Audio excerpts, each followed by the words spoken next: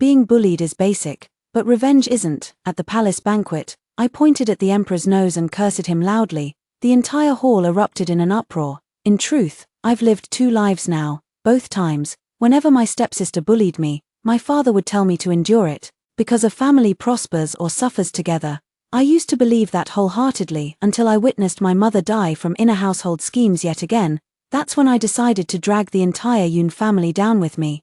You damned emperor, who wants to be your daughter-in-law? My father Yoon Zon is the true son of heaven. Hello, everyone. Welcome to my channel. Subscribe us to read wonderful stories every day. Now, the story begins. My voice was impassioned and fervent. It made the surrounding silence seem all the more deathly still. Though called a moon-viewing banquet, the true purpose was for the emperor and empress to select a consort for Crown Prince Xiao Yuan, from start to finish.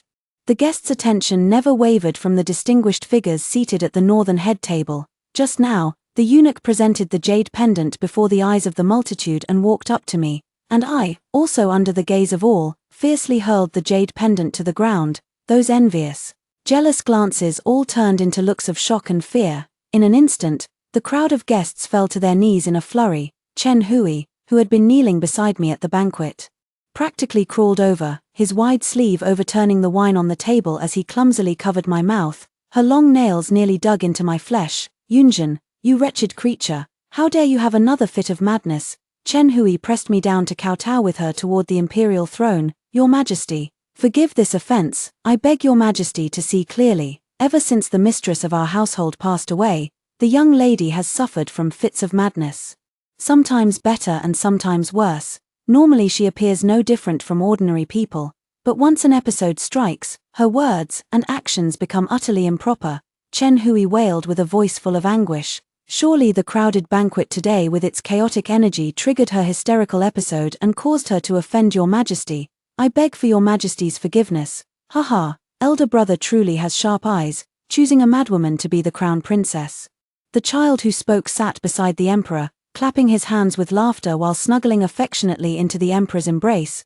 No doubt this was the emperor's most beloved youngest son, the Prince of Qi. The moment I heard his affected voice, I was reminded of my own equally insufferable half-brother. With great effort, I shook off Chen Hui's hand, stood up abruptly, and pushed her down. Aunt Chen, I never thought you'd be such a cowardly person.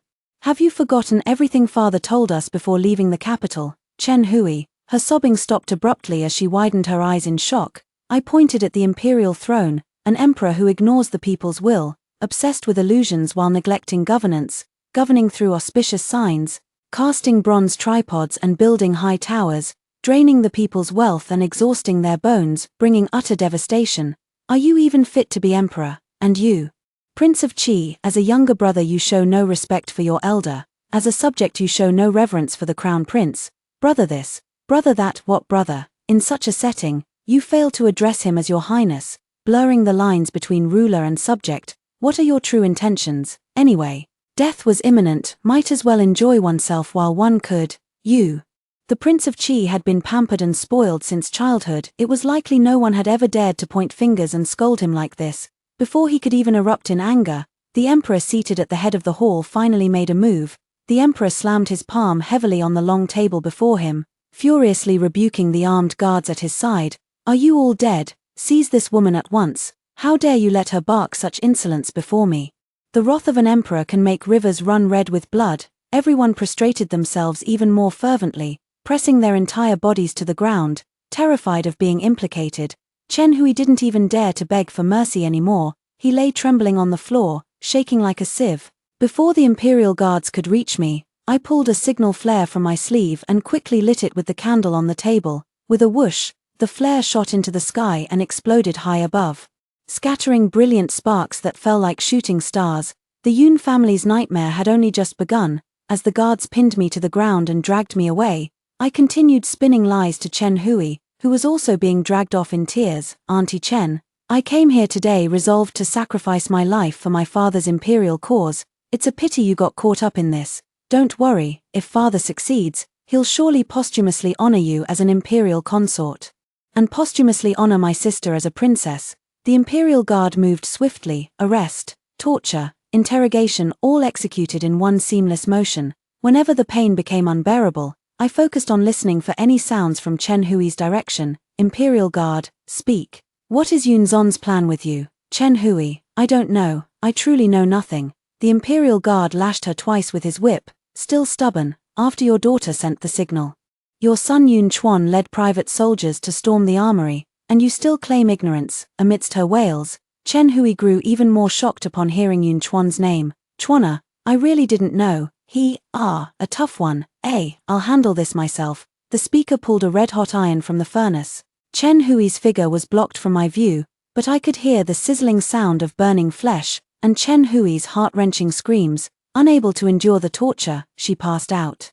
I still have countless punishments to endure, but it doesn't matter. This is my principle in life. I must harm others even if it brings me no benefit. If I suffer, I'll make sure my enemies suffer too. As long as my enemies feel pain, I'll gladly endure tenfold, 100-fold agony myself. Chen Hui was thrown into the cell next to mine. When she regained consciousness and crawled to the bars, she asked me, Yun Zhen, was everything you said true? Is the general really going to? Haha. She actually believed it. I feared that Chen Niubei might be eavesdropping, so I didn't speak, instead making a kind of laugh that only Chen Hui and I could understand. Chen Hui's hair was completely disheveled, her face and body covered in blood and grime, gripping the railing in agitation. She looked as if she wanted to rush over and tear me apart. The movement must have aggravated her injuries, as she gasped sharply and cursed furiously. You bitch, have you lost your mind? What good does this do you? You'll be the death of your father. Do you realize the entire Yun family will suffer because of you, never to rise again? Such melodious insults, such heartfelt blessings. If my father dies and the Yun family never recovers, I'd smile in my grave with satisfaction. I couldn't be bothered with Chen Hui anymore. Just as wailing cries rose intermittently in the distance, the Yun family members were all captured and brought here. The Imperial Guard commander read out names one by one, tossing each person into the prison cell. I strained my eyes, trying to see if the family register they had was complete, hoping desperately that no one had been missed. I simply started counting them myself. Look at this servant, always quick to kick someone when they're down. Now his wailing for his parents serves him right. That maid secretly wiped my tears for me before. What a pity. In my next life, I'll repay her kindness even if I have to weave grass into ropes or hold a ring in my mouth. Oh, isn't that Yunxiu? Yunxiu, who usually struts around arrogantly in front of me, now looked ashen-faced, clearly terrified. She threw herself onto Chen Hui's side, kneeling. Mother, don't scare me like this. How are you? Every time I see Yunxiu, I feel something strange, because this Yunxiu is no longer that Yunxiu. The truth is, I am a reborn person, in my past life. The aunt who tormented and schemed against my mother and me wasn't Chen Hui, her name was Liu Fu. Speaking of which, Liu Fu's background was truly pitiful. From the age of 13, she was repeatedly sold and gifted, passed around the inner courtyards of officials and nobles. Originally, Liu Fu became my maternal grandfather's concubine, but later he gifted her to my father. In my past life, my mother treated Liu Fu less like her husband's concubine and more like a daughter in a twisted sense. And this daughter was one her own father had gifted to her husband. She always harbored pity and compensatory feelings toward Liu Fu, which was why Liu Fu's subsequent abuse and slander later broke her heart utterly. In her previous life, Yun Xiu was Liu Fu's daughter, 100 times more malicious than the Yun Xiu of this lifetime. She deliberately pushed me into the water and blocked the servants who tried to save me. When I tried to climb out, she whipped my face and hands with branches. It was during that drowning incident that Yun Xiu accidentally revealed the truth. My own younger brother had also died by Liu Fu's hand. My younger brother was named Yun Jing, the same age as Yun Xiu. He passed away too soon, and my memories of him are scarce. Occasionally when I see Yun Xiu, I wonder, if Jing were still here, would he be as playful and lively as Yun Xiu? Later, Liu Fu suggested to my father that I marry an officer stationed in the northern frontier. The journey was long and arduous, so much so that I couldn't return in time even when my mother fell gravely ill. I didn't get to see her one last time. Instead, I was met with her pitifully modest funeral hall. The maids who served her had long been dismissed before her death. My mother, the dignified daughter of a marquis and wife of a general, was tortured beyond recognition. My rage burned like wildfire, and Yun Xiu had the audacity to flaunt herself before me. Boasting about becoming the crown prince's concubine, I drew the dagger I carried and plunged it into Yun Xiu's heart. Let her be the crown prince's concubine in the underworld. This anger towards Liu Fu and Yun Xiu persisted even after my rebirth. showing no signs of abating, I was reborn at the age of 5. When both Liu Fu and my mother were pregnant one after another, they went together to the Buddhist temple to fulfill their vows. And I seized the opportunity to push the pregnant Liu Fu off the high platform. Liu Fu lost her child and was overwhelmed with grief. My mother also blamed herself endlessly for my mistake. Her excessive worries during pregnancy resulted in Yun Jing being born with congenital deficiencies, and he passed away soon after. During those days, I was utterly lost. I didn't know whether I should continue my revenge. In this second life, Liu Fu hadn't yet harmed my mother or me, let alone Yun Xiu, who was still unborn in her womb. After her miscarriage, Liu Fu remained perpetually despondent. At first, her father tried to console her, but eventually grew weary of her melancholy. Following a banquet, while she still retained some charm, he gifted her to one of his subordinate officers. Liu Fu, who in my past life repeatedly drove my mother and me to desperation, was thus effortlessly cast aside by father simply for angering him. Soon after, father took a new concubine, Chen Hui, formerly the maid who attended to my younger brother. In her second year entering the household, Chen Hui gave birth to a daughter. Father named her Yun Xiu. The cell was dark and damp. Insects, drawn by the scent of blood on me, crawled all over my body. I was in excruciating pain, too weak to even shoo them away. Am I going to die? In my daze, I heard Yun Xiu crying, "Mother, I'm not afraid, please stop moving, you're bleeding." Perhaps Chen Hui was helping Yun Xiu shoo away the flies. The mother and daughter whispered softly to each other, their tones sharpening whenever they were probably cursing me. I miss my mother a little too. In my past life, I opposed Liu Fu at every turn, so she persuaded Yun Zon to marry me off far away. For the first time, I hated being born a daughter. Once I married, my mother would be left all alone in the Yun family. My mother thought the same way, and even said so. The words my mother most often said to me in those years were, "If only your younger brother were still here, younger brother, younger brother." How many years had Yun Jing even lived? Whatever my brother could have done, I could do just as well. Why did mother always say such things? Did she realize that to my ears, those words carried another meaning? Why couldn't it have been you who died? I was born into hatred, and grew up steeped in it. Sometimes I even hated mother herself. I hate her for her weakness, for her incompetence, but even more, I hate that in this vast world, only this weak and incompetent woman loves me the most. Before my wedding, my mother completed that sentence for the first time, gently caressing my cheek. She said, "Ah Jean, if your brother were still here, you wouldn't have to suffer like this." Mother, I froze. You've done too much for your mother these years. You're a daughter, you should be spending your days admiring flowers and chasing butterflies, eating well and sleeping soundly, taking a little nap in the afternoon. Mother, what you're describing is a cat, I said, unable to bear her sorrowful tone, deliberately steering her words astray. Yet the moment I spoke, my own voice came out thick and choked. "Don't cry, Jean." Mother wiped away my tears, but no matter how she tried, they wouldn't stop falling. For a daughter, marriage is a rebirth. That General Cheng Xiao, your mother has looked into him. He has good features and acts with bold generosity. Perhaps he will be a good man. Once you marry into Wuchuan, far from Luoyang, forget all the past and its old affairs. Your mother has already resigned herself to fate. Whatever happens from now on has nothing to do with you. Asian, you're still young. From now on, just live your own life well. Live it well, live it well.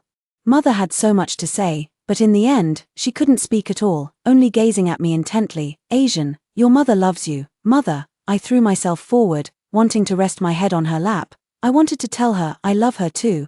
I love her most. I love her only. If it meant her happiness and safety, I would endure all the suffering in this world. But I grasped at empty air. Beneath me lay only blood-soaked straw. My mother loves me, but her judgment of people has never been accurate. My father, Yun Zon, is a scoundrel. The man she favored, Cheng Xiao, is also a scoundrel. Every man under heaven is a scoundrel. There is no more vicious method in this world than marriage to effortlessly ruin a woman. When I first married Cheng Xiao, we also had a period of mutual respect and harmony. Just when I thought I was truly about to embrace a new life, Cheng Xiao took me on the journey back to the northern frontier. The northern frontier was divided into 6 garrison towns. Before the capital was relocated, the officers stationed in these 6 towns were either nobility and aristocrats or came from prominent and powerful families. After the capital was moved to Luoyang, the 6 garrisons were gradually abandoned. While the armies that had moved south continued to enjoy wealth and honor, Those who remained to guard the frontier garrisons not only received no benefits but were also looked down upon by the court. Gradually reduced to the status of garrison households and government households, the Cheng family is a prime example. Stationed for generations in the 6 garrisons, their descendants fared worse with each passing generation. After arriving in Luoyang, Cheng Xiao somehow managed to secure Liu Fu's connections and came to propose marriage to the Yun family, hoping to latch onto a good father-in-law who could transfer him to Luoyang, yet Yunzon never agreed to this matter before we left Luoyang. Thus, on the journey back to Wuchuan, Cheng Xiao no longer maintained his facade of being a modest gentleman. At first, it was just verbal humiliation towards me, but later it escalated into physical beatings. He hated being trapped in the 6 garrisons, inferior to others, and he hated marrying a useless wife like me, leaving me at home as nothing but an eyesore. Cheng Xiao was a battlefield-hardened brute, his strength immense in his hands. I was like clay to be kneaded and shaped at will. My arms and legs could be twisted or bent by him into all sorts of grotesque shapes. Once, he grabbed me by the hair and dragged me outside, slamming my head against the ground once. Then again, he finished his abuse and went back to sleep soundly. On winter nights, I lay on the snow, watching my blood flow until it froze. Is this what rebirth feels like? Is this what my life has become? Heaven took pity, and I didn't die that winter night, after beating me this time. Cheng Xiao actually apologized and promised to treat me well, swearing he'd never hit me again. Not long after, Yunzon arrived in Wuchuan with his troops. No wonder Cheng Xiao was acting so strangely. He was afraid I'd complain to Yunzon, but my relationship with Yunzon wasn't good. At home, I often talked back to him, and when he got really angry, he would lock me in the woodshed without food or water. This was the first time I had ever bowed my head to Yunzon. I went to see him, begging him to let me divorce Cheng Xiao and take me back home. Several crossbow arrows were laid out on Yunzon's desk. He toyed with them one by one, never looking me straight in the eye. You've always been so full of pride, haven't you? Always looked down on the Yun family. Now you've gotten your wish, you're part of the Cheng family. What would it mean if I took you back? I lifted my head, but my knees buckled beneath me. In this world, it's commonplace for children to kneel before their fathers, for subjects to kneel before their rulers. Yet to me, it felt like the greatest humiliation. I kneel before Yunzon, I surrender to Yunzon, I humble myself, I beg desperately, I voluntarily roll up my sleeves to expose my scars. I press my forehead tightly to the ground. Father, your daughter begs you, take your daughter home. His Majesty has chosen your younger sister to marry the Crown Prince as a concubine. Should I bring a divorced woman like you home now, bringing bad luck to the royal family? Would you really watch me get beaten to death for the sake of your sister? I raised my head, gazing up at Yunzon who stood high above me. Yunzon frowned. What do you mean for Axiu? I knew you'd lose your mind the moment your sister was mentioned. Women will always be women. You and your sister, your mother and Lady Chen, you've always been scheming over trivial matters. Now that you're married, how can your eyes still only see these petty sisterly squabbles? That's the Crown Prince, the imperial family. Do you have any idea how many eyes in Luoyang are fixed on our household right now? The entire family is terrified of making a single misstep that could ruin the Yun clan. You're fortunate to be married far away and spared this scrutiny. My entire body trembled, yet I suddenly burst into laughter. Father was right, my vision is too narrow. But is this entirely my fault?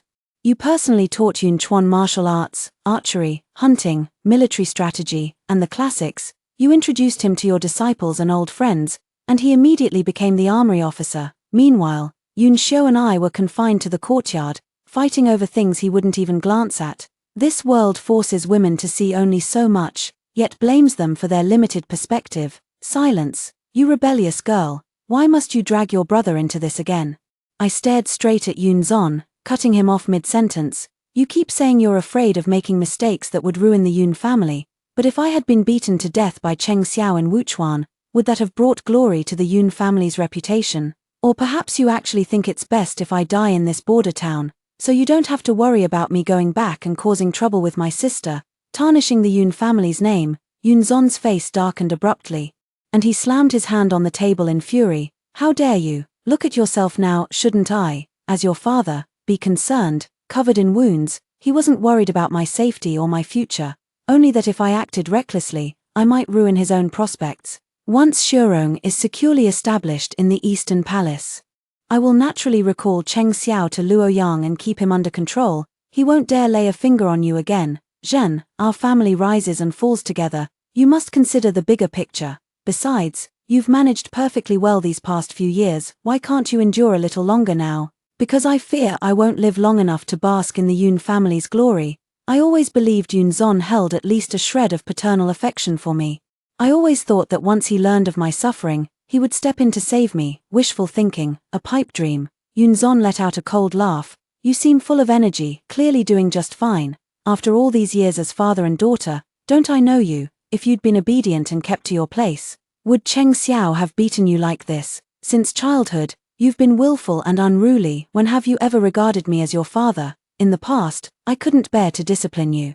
And that's why you've grown so lawless, with no sense of propriety. You're already a failure as a daughter. Now stay quietly in the Cheng household and learn how to be a proper wife. Yun Zon ordered his men to send me back to the Cheng family. Learning that Yun Zon cared nothing for me as her daughter, Cheng Xiao grew increasingly cruel toward me. But both Yun Zon and Cheng Xiao were mistaken about one thing: being beaten by Cheng Xiao wouldn't wear down my edges and make me submissive. I would only hate more fiercely, endure more wildly. Given the slightest chance, I would make those who hurt me suffer just as I did, no, 1,000 times worse. The world treats me like dirt. My father wanted my reverence, my stepmother wanted my submission, my husband wanted my fear, yet I refused to yield. I refused. When I opened my eyes and saw Xiao Yuan again, I couldn't tell what era I was in. Looking around carefully, it was clearly a prison cell. This should be the present world. Yet Xiao Yuan called out to me, "Madam Yun, Your Highness." My voice was frighteningly hoarse. "So you've returned too?" I knew it. Was Xiao Yuan out of his mind to actually choose me as his crown princess? I strained to open my eyes wide and realized I was no longer in the original prison cell. The current cell was much better. It had a bed, and by the bedside knelt a physician carefully taking my pulse. Xiao Yuan stood not far away, bathed in candlelight. His beautiful face as sacred and compassionate as a Buddha statue. If only there were a beaded curtain between us, it would have been even more like the first time I saw him in my past life. The doctor reported my injuries to him, though I couldn't tell if he was actually listening. Since his eyes remained fixed intently on me, Xiao Yuan waved his hand, signaling the doctor to leave, then spoke. "Had I arrived any later, you would have starved to death. You've been unconscious for 2 days." I let out a feeble groan to show I'd heard. "The fever persists. The wounds are severe." That's what the physician just said. "Burning all over, in unbearable pain." This I know firsthand. He continued, "His Majesty has issued an edict, summoning Yun Zon back to the capital." Before the words could settle, he added indifferently, "As for Yun Chuan, he was already shot dead by a hail of arrows when he trespassed into the armory. Are you satisfied with this outcome?" Xiao Yuan's tone sounded like he was mocking me. I pretended not to notice, only troubled by how Xiao Yuan could remain so calm. Yun Zon was about to be escorted back to the capital, and Yun Chuan had died a violent death. Such exhilarating news, yet he recounted it so matter-of-factly. "What did Yun Chuan's corpse look like?" I asked hoarsely, each word scraping my throat raw. Did he cry out in pain before death? Did he struggle? Did he curse wildly? Did he die instantly? Or did he writhe in agony for a while? Was he in so much pain that he couldn't even scream? Just like me. Xiao Yuan fell silent for a moment before shifting the topic, his voice lowering. "Rather than dwelling on these matters, you should consider the Ruren, who are now launching a full-scale invasion. Originally, His Majesty dispatched Yun Zon to lead reinforcements, but with the sudden change of command, we still haven't found a suitable replacement. How many border cities will be trampled under their iron hooves? How many commoners will lose their homes and lives?" I closed my eyes, too weary to argue with him about grand principles like the suffering of all living beings under heaven. Both my lifetimes have been utterly devastated, yet I never saw anyone come to my rescue. When it comes down to it, what does the life or death of others matter? What does it have to do with me? After a long silence, I finally spoke slowly. "General Zhu Ying of Wuchuan may temporarily hold my father's commander's seal in his stead. He has commanded troops for many years and enjoys considerable prestige." I struggled to raise my eyes, meeting Xiao Yuan's profound gaze, and found myself unable to continue. "If you don't believe me, forget it." "Of course I believe you. Who in this world understands the 6 frontier towns better than you?" "That's true. After all, in my past life, I nearly led the officers of the 6 frontier towns in rebellion. Come to think of it, it was probably because the rebellion I planned in my past life was accidentally exposed, leading to the extermination of my entire clan, that I learned this lesson.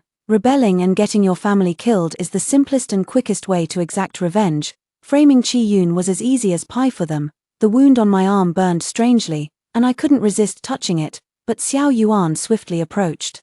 Pressing down on one of the few unblemished patches of my skin, "Don't move, the medicine's just been applied," he lowered his gaze, softening his voice. "Yun Zhen, truth be told, if you were to become the crown princess, you could still seek revenge, perhaps even more easily than now. There'd be no need to throw yourself into the game, to suffer like this." Silence. I could only respond with silence. I couldn't wait any longer, and I was exhausted.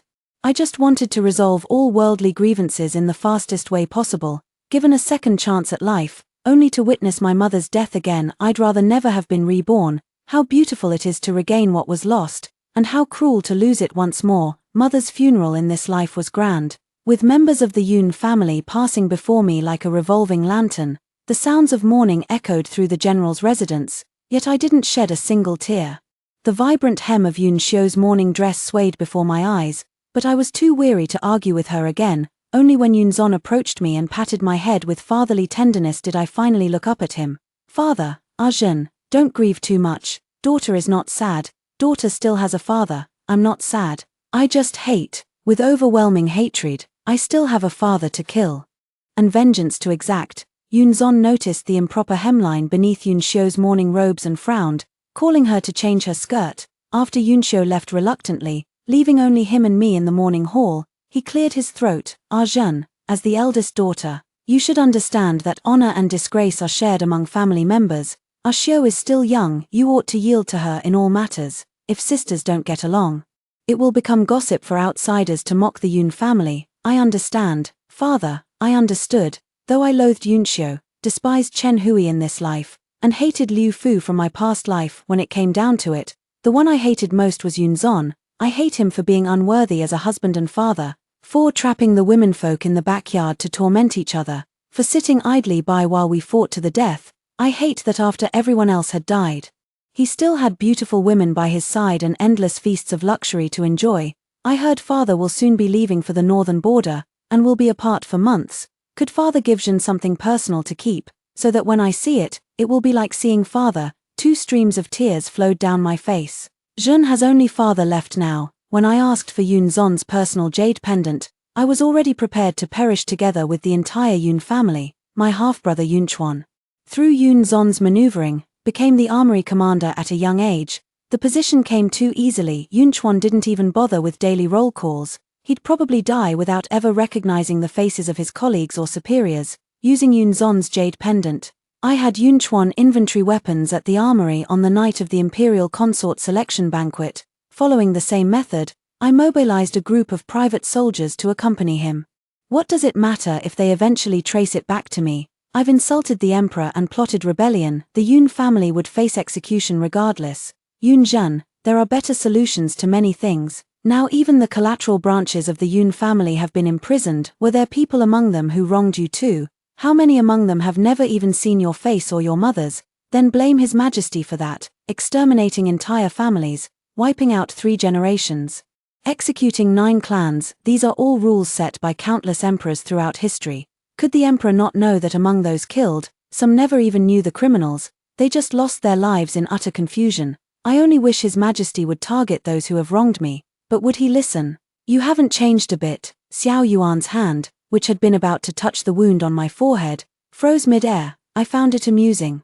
"Your Highness hasn't changed either. When you can't win an argument, you criticize my attitude and personality." After angering Xiao Yuan into leaving, I thought he'd no longer care whether I lived or died. To my surprise, he proved remarkably resourceful, quietly smuggling me out of the prison. He took me to the 2nd floor of a small building, where I could witness Yun Zon being transported into the capital in a prisoner's cart. Yun Zon knelt halfway in the wooden prisoner's cart, his head and both hands shackled to the roof, his appearance haggard. The once proud, well-groomed beard he had always taken pride in now hung unkempt and disheveled before him. His knees didn't quite reach the bottom, making his posture look awkward, less like kneeling and more like being suspended. I hid beneath my veil hat, delighting in his awkward predicament. Everything in this world is interconnected like interlocking rings. Liu Fu acted domineeringly before my mother and me.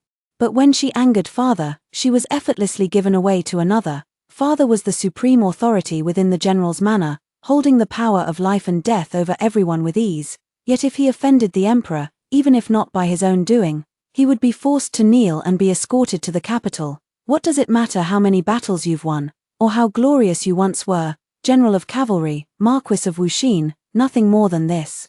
Yunzon originally requested to kneel his way into the capital to atone for his crimes, but I had the prisoner's cart raised higher. He couldn't kneel, nor could he stand. Well, does that satisfy your anger? I dislike Xiao Yuan's condescending tone, as if he were teasing a pet, but he is the crown prince. Second only to the emperor and above all others, it's only natural for him to look down on everyone and treat them like hunting dogs.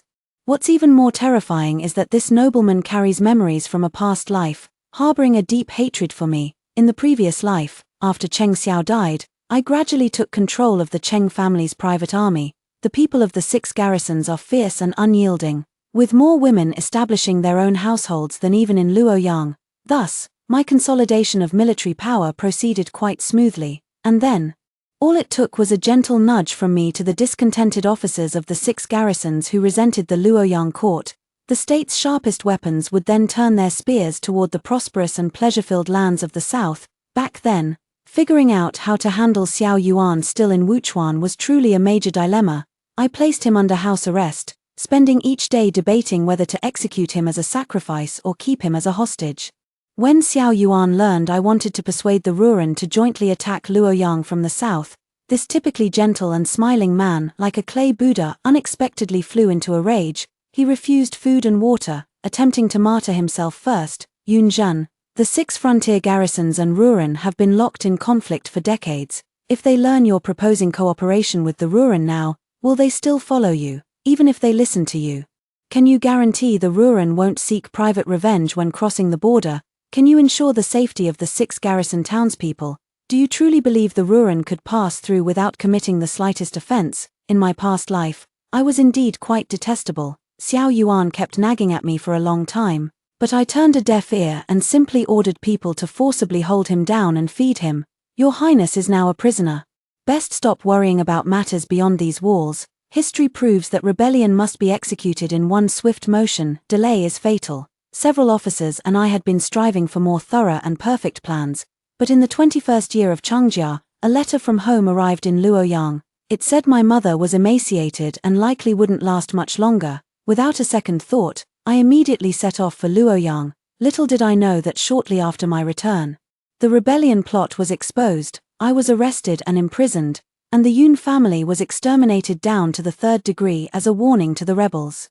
Though I died a miserable death in my past life, the thought that the entire Yun family descended into hell with me brought me some comfort. Xiao Yuan demonstrated his power to turn clouds into rain right before my eyes. Not only did I come and go freely in the prison, he even found a female death row inmate to take my place. When I went to see Yunzon, who was already imprisoned, none of the jailers or imperial guards I encountered along the way seemed to recognize me.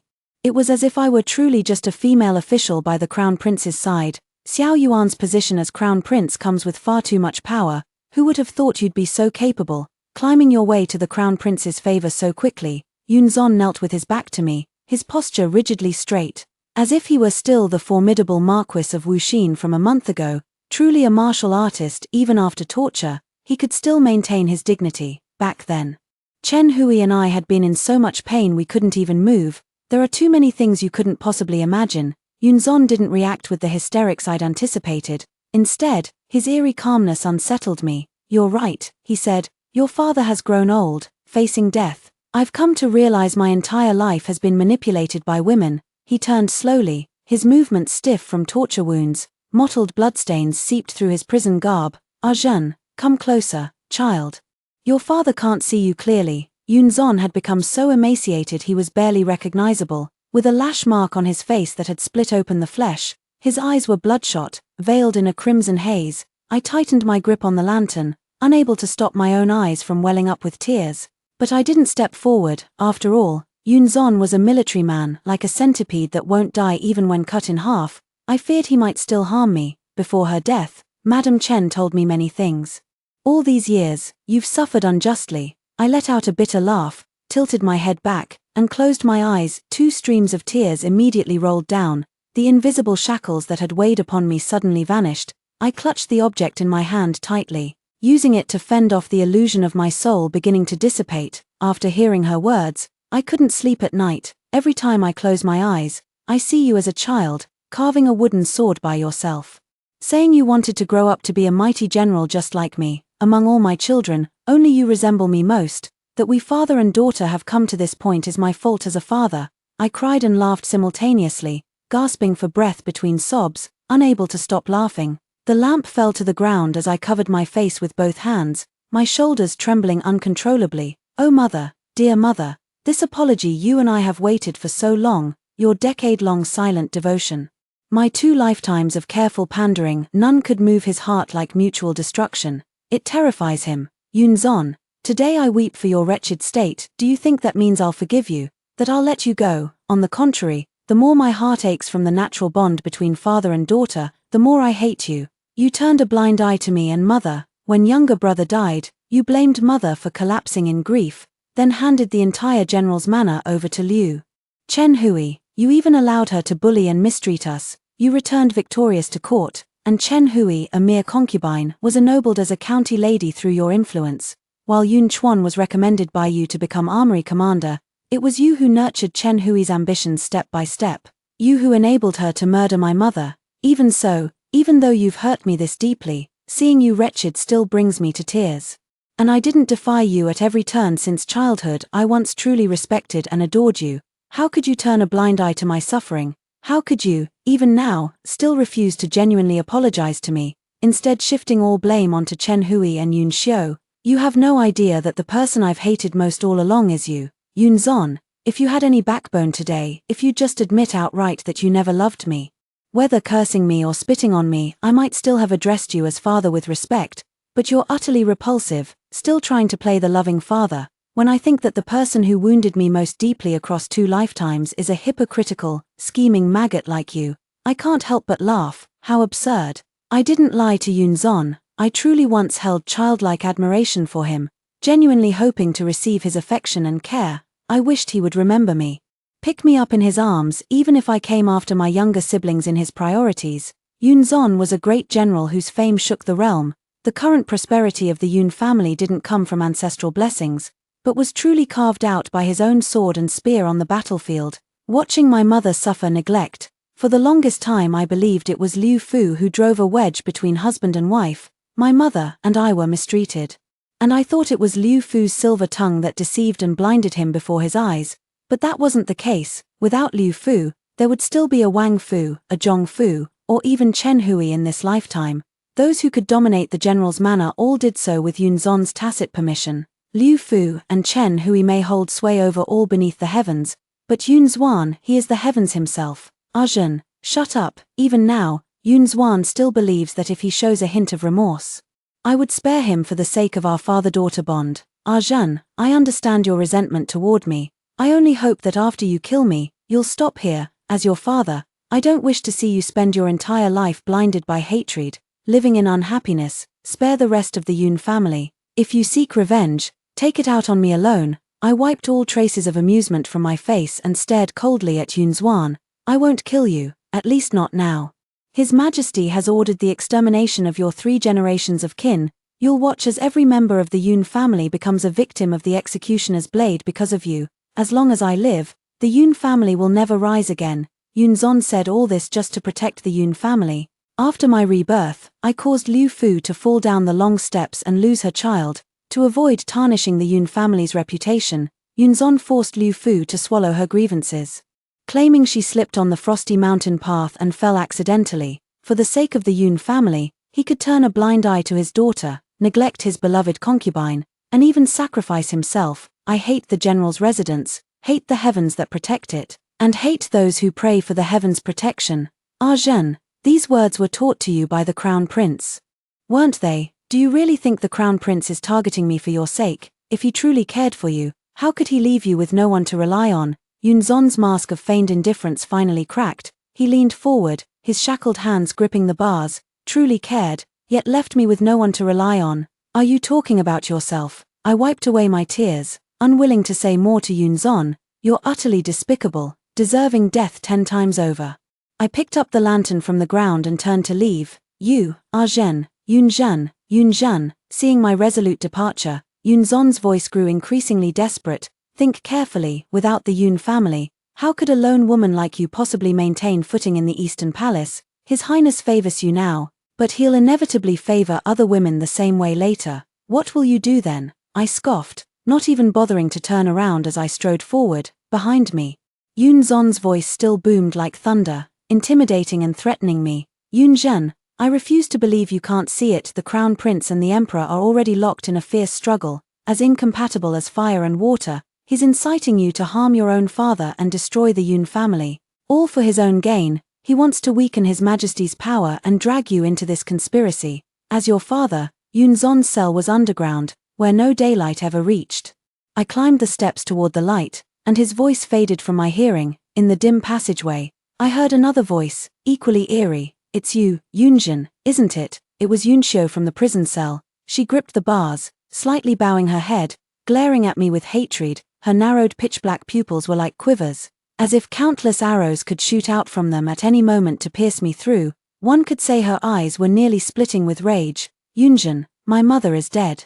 She died right before my eyes. I'll haunt you even as a ghost. I wondered, when I watched Liu Fu and Yunxiu in my past life, did I look just as terrifying? You lunatic, how dare you drag so many people to their graves just because you suffered some bullying? Why not? I widened my eyes, feigning innocence as I looked at her. Hate me, go ahead and hate me. Taste how hatred burns the soul and twists a life. Not just Yunxiu, every cell in this row holds a member of the Yun family, each glaring at me with fury. If your mother knew in the afterlife what a scourge she birthed, she'd never rest in peace. I underestimated Yunxiu. I normally wouldn't be angry with someone on their deathbed, but she had to drag my mother into it. Hasn't Guiyang always boasted about being a nobleman's daughter? Looking down on competing with my mother, she neither has her husband's love nor his respect, yet she clings to the title of principal wife. Her miserable end is what she deserves. It's retribution for raising a scourge like you. Your wicked deeds will all be avenged upon Guiyang. I curse her to suffer excruciating torment in the underworld, never to be reborn. My hands, clasped behind my back, trembled violently. For a moment, I imagined killing the Yunxiu before me just as I had killed Yunxiu in my past life. I struggled to restrain myself, unwilling to let Yunxiu see my fury. Yunxiu, curses are the most useless things in this world. When you are beheaded, as your sworn sister, I will arrange for someone to perform rites for your soul. After you die, watch carefully and see for yourself who will truly suffer excruciating torment, never to be reborn. Forget about Chen Hui, her corpse was long ago tossed into some unmarked grave. Though my sister meant to perform rites for her, I fear she's already been devoured clean, returned to nourish the earth and its creatures. If the monk's skills prove inadequate and you do become a vengeful spirit, then you'll have all the more reason to watch closely. Watch how I rise effortlessly to prominence, revel in wealth and honor, and possess everything you and your mother fought for but could never obtain. I walked out of the prison, leaving Yunxiu and the Yun family's curses behind me. I began serving as Xiao Yuan's female official in the Eastern Palace. Every day I tread carefully, afraid that some palace maid might recognize me as the rebel who once caused chaos at the royal banquet. Are you really scared just because you're being made a female official? Where's the boldness you showed when cursing the Emperor and Prince Qi? Xiao Yuan couldn't help but laugh when he saw me lowering my head as soon as we stepped outside. I pointed to my face. If your highness could give me a new face, I'd thrive as a female official. Better not. I'm afraid if you get too used to being a female official, you might. He spoke halfway, and I curiously looked up at him. Xiao Yuan's calm gaze locked onto me. Then I want even less to become the crown princess. I opened my mouth. But His Majesty is old. Xiao Yuan didn't seem to think his words were particularly disrespectful, merely stating facts. The hall stood empty of attendants as he poured himself a cup of tea and took a quiet sip. My heart was pounding with fear. The Emperor and Crown Prince's discord had become an open secret among court officials. Xiao Yuan, the Emperor's eldest son, was dearly loved and meticulously groomed, but after the Crown Prince came of age, he too became surrounded by a throng of ministers. Thus, bit by bit, the father-son bond was replaced by the distance between ruler and subject. The Emperor's favoritism towards his youngest son, the Prince of Qi, seemed more like setting up a new rival for Xiao Yuan. Despite my defiance and disrespect towards authority, I could still come and go freely from prisons. even changing my identity to become a female official in the Eastern Palace. This clearly shows that Xiao Yuan's current power is even greater than I had imagined. Lowering my eyes in thought, Xiao Yuan noticed my silence and asked, "What's wrong?" "I was thinking about Yunxiu's curse. That sister of yours. She can't do anything to you, so she resorts to cursing you with foul words." I shook my head slightly, lowering it even further. "No, she mentioned my mother. It's not the curse that bothers me, I just miss my mother. Her name was Kui Yang. In her youth, she was far from demure. She loved famous swords and fine steeds, vibrant clothes and luxurious silks, yet she spent the latter half of her life trapped in the inner chambers, lonely even in death, both in my past life and this one. I've lived for my mother, to avenge her, to find happiness for her. Now that everything is settled, Your Highness, I don't know what to do with myself anymore." I've tried my best to keep my words brief, yet I still fear Xiao Yuan lacks the patience to listen. I stole a glance at him. His brows were furrowed, those pitch-black pupils reflecting my pitiful appearance, lowered eyes, docile demeanor, gentle affection, paired with just the right amount of vulnerability. What man wouldn't find that appealing? Whether it was Cheng Xiao or Yun Zon, they'd both criticized me from a man's perspective, too unyielding, not soft enough. But doesn't vulnerability shown by someone usually so unyielding make them feel even more triumphant? Xiao Yuan, does conquering someone who never bows their head make you feel triumphant? Your Highness, I dare not accept your words. You've already done too much for me.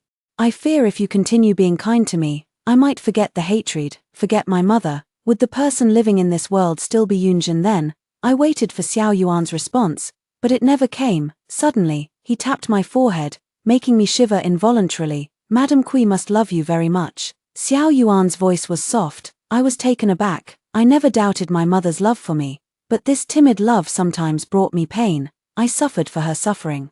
And suffered because she refused to hate, refused to fight, and wouldn't even allow me to hate or fight on her behalf. Pain, pain, pain. I never imagined someone would actually envy this pain, yet be unable to obtain it. Does Xiao Yuan envy me? I almost thought I'd misunderstood. She loved you so deeply, how could she wish for you to live forever in hatred? As for Yunjin, you mentioned, the rebellious Yun woman is dead. Don't make that mistake again. Then should I be called Kui Zhen? But I don't want to take my maternal grandfather's surname either. Xiao Yuan propped his head on his hand, leisurely studying me with amusement. Or would you prefer I bestow upon you the imperial surname? What's wrong with not having a surname, as long as you become a unique existence? Who would care about your surname? Have you ever heard anyone call me Prince Xiao? Phut! I burst out laughing, but in my heart, I refuted Xiao Yuan's words. During the Han Dynasty, there were cases like Prince Do of Empress Do Yifang and Prince Wei of Empress Wei Zifu. Several princes were actually referred to with their mother's surnames. The General Zhu Ying I recommended to Xiao Yuan won the battle, and Xiao Yuan wants to take me to Wuchuan to reward the troops. This had happened in my past life too. Rumors spread through Wuchuan that distinguished guests were coming. When Cheng Xiao was called away to receive them, I seized the chance to escape, unexpectedly. Cheng Xiao had sent people to watch me. With nothing left to lose, I turned my horse around and galloped toward the governor's residence. Cheng Xiao cared most about his reputation, so I was determined to make him lose all face in front of his colleagues. As expected, the governor's mansion was hosting a banquet for distinguished guests. Ignoring the servants' attempts to stop me, I barged in. Cheng Xiao was in the midst of toasting when he spotted me and froze. I rushed over, snatched his wine cup, and pretended to sob. "Husband, have you forgotten the doctor's warning? Ever since you got involved with all those prostitutes, you've contracted a filthy disease. How can you still drink, and even share cups with other generals? You crazy woman, what nonsense are you spouting?" Cheng Xiao hadn't anticipated my outburst and shoved me to the ground with a sweep of his hand. What good would hitting me do? Didn't you see how the officers at the banquet exchanged uneasy glances, those nearest to Cheng Xiao even subtly retreating a few steps? I'd love to see how Cheng Xiao plans to prove he's free of that filthy disease. Cheng Xiao must have realized this too. Glaring at me furiously, I hid beneath the hair he had tousled, grinning provocatively at him. I'd rather lose 10,000 myself than let him escape unscathed. From the moment I barged into the governor's mansion, I never intended to leave alive. "Husband, your concubine only has your health at heart." Cheng Xiao, in a fit of anger, kicked me in front of everyone. The officers who associated with him weren't unaware of his violent temper, but since it was considered a family matter, they merely offered a few words of advice before letting it go. Each time they intervened, Cheng Xiao only grew more ruthless. But that day was different. There was a distinguished guest at the table. I fainted after hitting my head on the side table and woke up to find myself in a side room of the governor's residence, with a physician taking my pulse. A beaded curtain hung before the bed, and behind the dense, delicate beads stood a tall figure I couldn't quite make out. Was the left governor this tall? My voice was as faint as a thread. "Thank you, governor." Hearing that I had awakened, the person lifted the beaded curtain, revealing a face as clear and elegant as autumn water and lotus flowers. As for the left commander and the officers of various ranks seated at the table, they all knelt silently before him. "Madam Yun, does the wound still hurt?" Apart from my mother, the second person who asked me does it hurt turned out to be none other than Wu Chuan's distinguished guest, His Highness Crown Prince Xiao Yuan. The first time I saw Xiao Yuan, I stared blankly at his gentle brows and eyes. Perhaps I had seen him long before. The 6 frontier towns had many Buddhist statues erected, all bearing striking resemblance. It turned out they were all modeled after the same person. It was all him. Xiao Yuan and I arrived at Wuchuan, where I quietly inquired about Cheng Xiao's recent situation. I learned that Cheng Xiao had already died. In this lifetime, Cheng Xiao didn't have Yunzon as a good father-in-law. After repeatedly violating military discipline, he finally brought about his own demise. In this lifetime, his death came far too easily. In my previous life, I drugged him, crushed each of his finger bones one by one, then made him die alive under trampling hooves. To the outside world, it was declared that Cheng Xiao died falling drunk from horseback. Truly harmonious was Cheng Xiao's household. Though everyone knew his death was suspicious, none spoke a word, and the funeral arrangements proceeded with remarkable efficiency. I knelt on the ground burning paper offerings when Xiao Yuan also arrived. "Your Highness the Crown Prince," I greeted softly. "Madam Yun, my condolences," he said, looking down at me. He stood by my side, the scent of incense gradually replacing the decaying odor of the funeral hall, gently invading my senses. A breeze rose, lifting the hem of his cloak, brushing faintly against the back of my hand, tossing offerings into the basin. Paused as the swirling ashes rose and clung to the embroidered patterns of his cloak. Compelled by some unseen force, I reached out to brush them away, only to hear Xiao Yuan's voice above me, laced with warning. "Madam Yun." "Ah." I raised my head to meet his gaze. "Your clothes, there's dust." Clearly, it was because he stood too close to me that dust got on them. "I was just trying to help." Xiao Yuan took half a step back. But the wind grew fiercer, blowing the hem of his cloak even closer to me than before. Annoyed, Xiao Yuan bent down to pull at the corner of his garment. Just as I raised my hand again, the backs of our hands brushed against each other, like being scorched by candle flame. A dull ache. My ancestors shared lineage with the Ruran people, but after the capital was relocated, we took on the semblance of a proper dynasty, while the Ruran remained nomadic, especially those near the 6 garrisons, who resorted to plundering border villages for survival. These men scatter at the first strike, only to regroup and return once the main army withdraws. Having spent several years in Wuchuan in my past life, I was deeply familiar with the Ruran's tactics, which made me perpetually skeptical of Zhu Ying's reported great victory. Sure enough, shortly after Xiao Yuan and I arrived in Wuchuan, the beacon fires were lit again. The Ruran cavalry withdrew only to circle back. Zhu Ying and Xiao Yuan led the main forces out of the city to engage them, the clamor of battle shaking the heavens. Even from the guest house where I stood, I could see the dark smoke rising in the distance. As I rode along the city wall on patrol, I suddenly noticed a slight discoloration on the northwest corner, old scars left by wind, rain, and impacts, concealed beneath the shadow of the battlements, barely perceptible. I reined in my horse for a closer look and saw that the rammed earth at the base of the wall had already begun to loosen, with faint cracks emerging from within. Such damage is hard to detect from a distance for outsiders, but having participated in the repairs of Wuchuan's defenses several times before, even after all these years, I knew full well that a few more impacts would turn these fissures into a fatal breach. I turned to the eastern palace guards following me and said, "Go quickly and report to General Zhu. The northwest corner of the wall is in danger. Tell him he must dispatch troops to reinforce this section at once." Watching several personal guards gallop away with my orders, I still couldn't set my mind at ease. The battlefield situation changes in the blink of an eye. Our main forces are locked in stalemate, and reinforcements won't arrive anytime soon. Standing beneath the city wall, I could already hear the gathering of hoofbeats behind this vulnerable section. A cold wind filled my sleeves as I took a deep breath and rode toward the nearest civilian houses. Everyone, I am the Eastern Palace's female official. We've just discovered a crack in the city wall. The Ruren are cunning, and if they find it, they'll surely try to breach the city here. I shouted loudly. Once the city falls, none of us shall be spared. The soldiers are fighting to the death. Is defending our homes solely their duty? Even women can build walls and guard our land. Amidst the scattered houses, no one could tell which household was the first to push open its door. An elderly woman with graying hair shuffled trembling to her courtyard gate. Young lady, what land and city do you want us to defend? My family has some mortar and plaster stored for repairing the yard. Do you think it could be useful? Yes, yes. I immediately dismounted from my horse. I quickly assembled a peculiar team. Some women mixed mortar, while stronger ones carried bricks, stones, and timber, even dismantling their own door panels to contribute. At the breach, the Ruren's battering ram boomed relentlessly, sending dust cascading down. We used our bodies as shields, packing the city wall with desperate speed. My arms trembled numb from the impacts, yet when I looked around, not a single soul had retreated. As the final stone was firmly set in place, furious shouts of the Ruren people erupted from outside the city walls, followed by deafening battle cries. It was Zhu Ying's reinforcements, arriving just in time to annihilate the entire Ruren ambush force beyond the city walls. With the crisis averted, I nearly collapsed from exhaustion, sliding down against the freshly repaired, still damp and icy-cold wall. My face was covered in dust, and my hair hung in disheveled strands.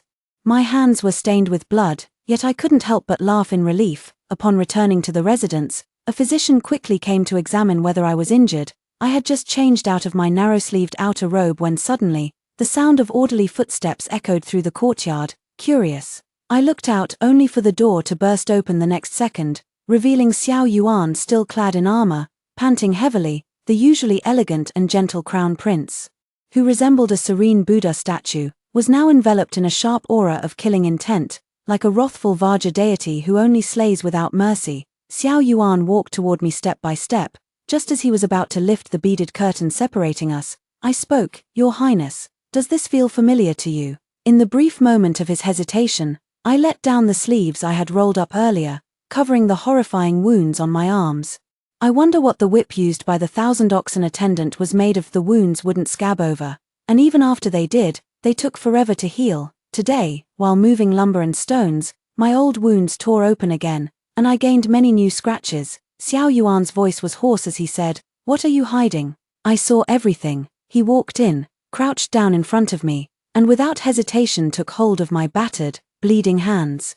His thumb traced over the fresh bloodstain on the back of my hand with excruciating slowness and tenderness.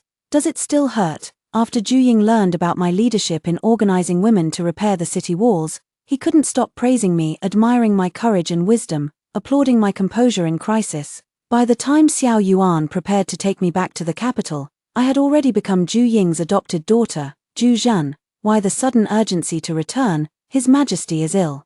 Xiao Yuan's expression darkened as he looked at me, though his eyes darted about with uneasy hesitation. "Very seriously ill. I've never told you about my past." Xiao Yuan revealed a vulnerability before me that he had never shown before. "Don't look at me with those eyes. It's not what you think. I was my father and mother's firstborn child. Since childhood, it wouldn't be an exaggeration to say I was the apple of their eye. As a child, whenever I memorized a rhapsody, my father would swell with pride, boasting to his ministers about my brilliant intellect. But when I grew older and proposed new policies, he would become suspicious of me, repeatedly warning me to know my place, and warning the ministers around me as well. My growth no longer makes him proud. Instead, it reminds him that he's growing old. With every step I take toward maturity, he ages a step further. And then, Prince Qi was born. The emperor transferred all the affection he once showered upon me, unchanged, to Prince Qi. "Arjun, can you understand that feeling?" Xiao Yuan closed his eyes as he spoke, then simply lay down, resting his head on my lap. "Prince Qi and I are like two candles." The emperor lit me, then lit Prince Qi right before my eyes, marveling at how dazzling the newborn flame was, oblivious to how I was nearly burnt out beside him. Perhaps if I were to burn out completely, it would be exactly what he wishes. I gently stroked Xiao Yuan's hair. I didn't know he had such a past. What about the Empress? Did she also favor Prince Qi? She loved His Majesty deeply. After a moment of contemplation, Xiao Yuan gave me an answer that didn't quite feel like one. After returning to Luoyang, I finally understood the unspoken meaning in Xiao Yuan's words at that time. The empress loved the emperor deeply, so whichever son the emperor favored, she would favor as well. When the emperor decided to depose the eldest and establish the youngest as heir, the empress didn't care at all about how Xiao Yuan would survive if he were deposed. When the emperor fell seriously ill, the empress mobilized the imperial guards to block everyone from entering the palace, forbidding all visits. Xiao Yuan stood in the rain, and I stepped forward to hold an umbrella over him. He grasped the umbrella handle, and my hand along with it. "Jeanne, in this lifetime, I will not repeat the same mistakes," he said, on our way back to the capital. Xiao Yuan told me that in his past life, his journey to Wuchuan to boost the troops' morale was not his own choice. He had been coerced by the emperor through both pressure and persuasion. The 6 garrisons were no longer the gateway to military glory and promotion, but rather a place of exile for convicts and displaced people. Even the crown prince had been relocated there. Later, I incited the officers of the 6 garrisons to revolt, and Xiao Yuan found himself trapped among the rebels. Ironically, Xiao Yuan had desperately tried to dissuade me from allying with the Ruren, yet in the end, it was his own father, fearing the southward advance of the 6 garrisons' rebellion, who colluded with the Ruren to suppress the uprising. In the end, Xiao Yuan was killed by the rebels, and his father's throne was left teetering on the brink. "I will never repeat those mistakes," Xiao Yuan repeated once more. I reached up to wipe the raindrops from his temples, my fingers gently tracing the arch of his brows. "I believe you." Xiao Yuan sent troops storming into the palace, suspecting the imperial guards had assassinated the emperor and imprisoned the empress. As I packed away the chessboard in the eastern palace, distant cries of battle faintly reached my ears. I imagined Xiao Yuan's heart must be a tumult of conflicting emotions. Yunzon had never treated me kindly. Yet my heart softened momentarily when I heard he still remembered me carving wooden swords as a child. Besides, the emperor and empress hadn't been without love for Xiao Yuan. Outside, slow and solemn bell tolls sounded, announcing morning throughout the palace. I loosened my grip, letting the chess pieces in my palm rustle back into their box. The tolling of bells mingled with the beating of drums, spreading to every corner of the imperial palace. Bells and drums throughout the capital city joined in mournful unison, their lament echoing across the entire metropolis. After this day, the entire nation would don white mourning garments. The empress had murdered the emperor and forged his decree, attempting to depose the crown prince and install her younger son on the throne, thereby seizing control of the imperial court. Fortunately, His Highness the Crown Prince was wise and mighty, promptly setting things right. The wise and mighty Crown Prince, having arrived a step too late to save his father, was tormented by grief and repeatedly refused requests for his immediate ascension. Outside the Eastern Palace knelt ministers who knew which way the wind blew, chanting the nation cannot be without a ruler for even a day, pleading for Xiao Yuan to inherit the throne at once. Yet Xiao Yuan wasn't putting on a show. He was genuinely exhausted, with his hair loose and his head resting on my lap, his gaze unfocused.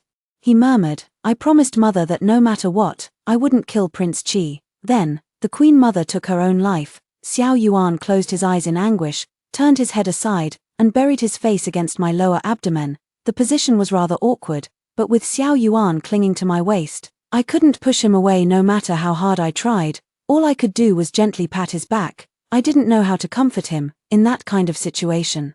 It was either you die or I die. Of course you'd choose you die. What was there to think about mother-son affection? Did the Empress commit suicide right in front of the Prince of Qi? Your Highness, Xiao Yuan nodded. I had no intention of making Xiao Yuan break his promise, but I understood better than anyone the power of hatred. Keeping the Prince of Qi alive would always be a disaster. Xiao Yuan promised the Empress he wouldn't kill Prince Qi, but I made no such promise.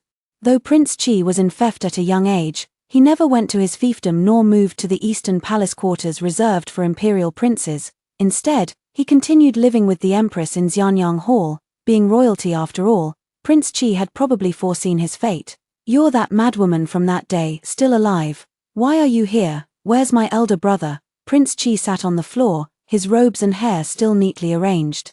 His quiet demeanor was far more pleasing to the eye than when he had mocked people at the celestial banquet. I scrutinized him carefully and noticed his brows and eyes bore an uncanny resemblance to Xiao Yuan's, yet he always wore a raised brow, carrying more arrogance than Xiao Yuan, which made him appear haughty. Elder brother killed our father, drove our mother to her death, I knew he wouldn't spare me either. Does he not dare come because he fears mother's dying curse? The Prince of Qi asked me this before drinking the poisoned wine. Your Highness Prince Qi, a dying man's curse is nothing but the ravings of the powerless, I said coldly, staring at Prince Qi. Prince Qi died a most gruesome death. For the hour that the poisoned wine took effect, he writhed ceaselessly, murmuring father, mother, over and over. Only when his breath ceased and he posed no more threat did he revert to being a child again. The King of Qi clutched his head. His sleeves stained with blood flowing from all 7 orifices, his small body curled up on the ground. After so long, I suddenly remembered Yunjing from my past life. Good heavens, that was already far, far too long ago. Trembling, I stepped out of Xianyang Hall and exhaled deeply. As you sow, so shall you reap. I am prepared to face whatever fate may befall me in the days to come. Heavens will cycles round, and retribution never fails. Perhaps I feel remorse. But I have no regrets. I returned to the Eastern Palace to plead guilty. Xiao Yuan knelt before the desk, slowly polishing the sharp sword in his hand. Zhu Zhen, you killed my last remaining kin. Judging by Xiao Yuan's expression, I thought he was truly about to condemn me, just as I prepared to kowtow in apology. Xiao Yuan made a faint gesture to stop me from afar. So compensate me with another family member instead. Asian, become my empress. I looked up in surprise to see Xiao Yuan at the head of the hall smiling faintly at me, compassionate and merciful.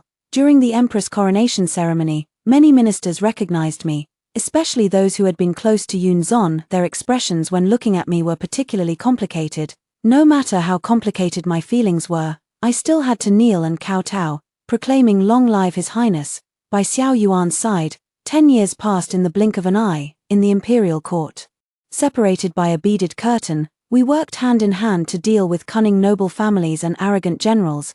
Those days of scheming against Liu Fu, Chen Hui, Yun Xiu, in the inner chambers now seemed like a lifetime ago. The story ends here, with everyone happy. I succeeded in my revenge, even becoming the queen above all others. Even the legends and tales circulating in the streets couldn't have a better ending than this. But there's still one last person I haven't taken revenge on. The very culprit who caused my death in my past life. Xiao Yuan fell ill. I watched the physician take his pulse through a beaded curtain. In my past life, when Cheng Xiao kicked me into unconsciousness, he did exactly this, summoned physicians through a beaded curtain and confronted Cheng Xiao on my behalf. He had always been so eager to save me. Then, I'll pretend to have always been eager for him to save me. So Xiao Yuan accidentally caught sight of my predicament. So Xiao Yuan unintentionally learned about my life. Thus he frequently extended his help to me.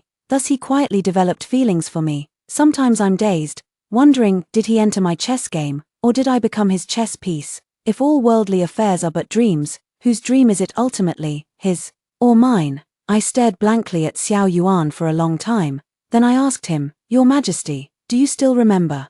You said you wanted to become someone so unique that people wouldn't constantly mention your surname, but whether it's the Empress or the Crown Prince, their titles always come prefixed with surnames. Under heaven, there is only one person who is truly unique. What do you want to do? Xiao Yuan lay weakly on his sickbed, having grown much thinner, yet his eyes remained just as captivating as when they first met, still capable of making hearts flutter. Your Majesty, we're even now. In our past life, you gave me a forged letter from home, tricking me into returning to Luoyang to walk right into your trap. The soldiers and civilians of the 6 garrisons certainly hated the Luoyang court, but they loathed the Ruren who frequently invaded the borders even more. Using my supposed alliance with the Ruren as a pretext, Xiao Yuan had little trouble inciting rebellion among a few officers who harbored deep-seated hatred for the Ruren. Yet despite all his schemes, he never anticipated that the Emperor and Empress would truly disregard his life, colluding with the Ruren to jointly suppress the 6 garrisons' uprising, completely escalating the conflict between the garrisons and Luoyang, all for nothing. Kneeling by Xiao Yuan's sickbed, I mocked him with biting sarcasm. In this lifetime, I reluctantly became your Empress and seized your empire. Now we're even, against your will. Xiao Yuan wasn't surprised at all that I'd guessed the truth of what happened back then. He raised his hand, carefully tracing my brows and eyes. Ah Zhen, then why are you crying? He let out a sigh. I said I didn't want history to repeat itself. I neither wish to die an unnatural death again, nor hurt those I love. Birds sing mournfully when facing death. Men speak kindly when nearing their end. Ah Zhen, this time I'm not lying to you. I lay my head on his chest. Tears streaming endlessly down my face, tears streaming endlessly down. Xiao Yuan, I murmured his name, yet my heart was filled with utter bewilderment. He shook my hand, and then, his hand loosened its grip, dropped down. In the 11th year of being empress, I ascended the throne as emperor. The Yun family had long been reduced to ashes, and my enemies had all perished cleanly. My beloved, I raised my head to gaze at the sky. Once, I hated Liu Fu and Chen Hui, who thought they could blot out the sky with a single hand. Later, I hated the sky above the general's manor, and later still, I discovered there were skies beyond skies. Only by reaching this lofty position do I find peace of mind. Only now am I certain that no one can ever dictate my fate again. As for those wronged souls who perished by my hand, if they truly linger as vengeful spirits haunting this world, then let them watch me forge an unprecedented golden age. The end.